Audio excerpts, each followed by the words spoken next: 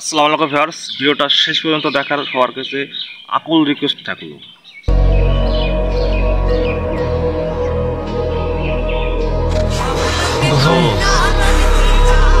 কি সোহেল, খুব দেবো নাকি একটা? না বাবলু ভাই, এই জিনিস এখন আর খাচ্ছি না।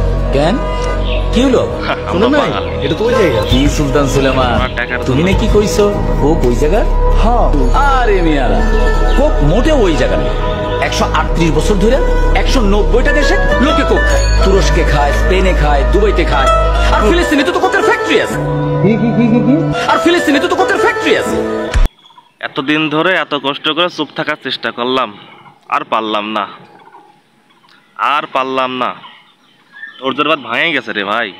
তোরা টাকার জন্য আর কি না করবে, সত্যকে মিথ্যা আর মিথ্যাকে সত্য বানাই দিল।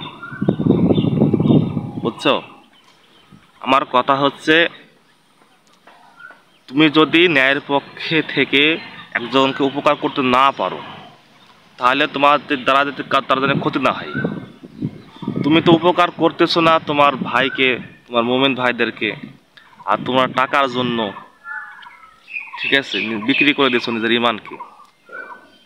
আর ব্যাচেলর টিম বলেন, ফিমেল টিম বলেন, যাই বলেন, তাদের কারণ আমরা মন থেকে পছন্দ করতাম তাদের অভিনয় দেখতে, অ্যাক্টর দেখে। কিন্তু মন থেকে পছন্দ করে কি বলবো, তোরা হার্টে আঘাত করছে, দিলে আঘাত করছে একদম। কি লজিক দেখায়, কি কালাপানি ফিলিস্তিন তৈরি হয়, তাহলে তো রেমিটেন্স ফিলিস্তিনের দেশে পাইতো, রেমিটেন্স ইহুদরা পায় কেমনে? লজিক দেখান। মানে এই যে মিথ্যা মাত্রা লজিক দিয়া, এই যে মাঝে মাঝে দেখা যায় যে ঢাকাতে কোক স্টুডিও বড় বড় কনসার্ট করে, বুঝছেন? সেখানে কিন্তু অন্য ধর্মের হিন্দু, বৌদ্ধ, খ্রিস্টান ধর্মের ভাইরা যায় না। যায় কারা?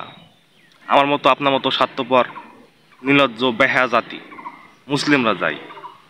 সেখানে গিয়ে বয়ফ্রেন্ড নিয়ে, বন্ধু বান্ধব নিয়ে ড্যান্স করে আসে।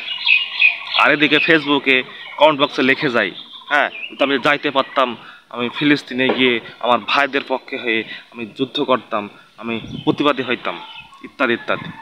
কিন্তু সে দেখা গেল তার দেশে একজন, তার কলোনিতে, তার শহরে একজন বেয়াদবদের পক্ষে হয়ে কথা বলছে, তাকে কিছু বলতে পারছে না। তো যাই হোক ভিউয়ার্স, ঠিক আছে, ধৈর্যের বাদ শেষ হয়ে গেছে। আমি তামিম বয়কট করছি। আমি আপনাদেরকে আহ্বান জানাচ্ছি, আপনারা ব্যাচেলর পয়েন্টকে বয়কট করেন।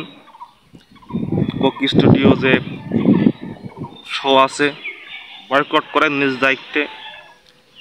ইউটিউব চ্যানেল আছে যে কোকাকোলার, বয়কট করেন। এতে আপনি বাঁচবেন, আমার মুসলিম ভাইরা বাঁচবে, মুসলিম ধর্ম বাঁচবে, ঠিক আছে? আল্লাহ ইনশাল্লাহ খুশি হবেন। আল্লাহ, আর আমরা পৃথিবীতে যাই করি আল্লাহকে খুশি করার জন্য। আসেন সবাই আমরা বয়কট করি একতালে।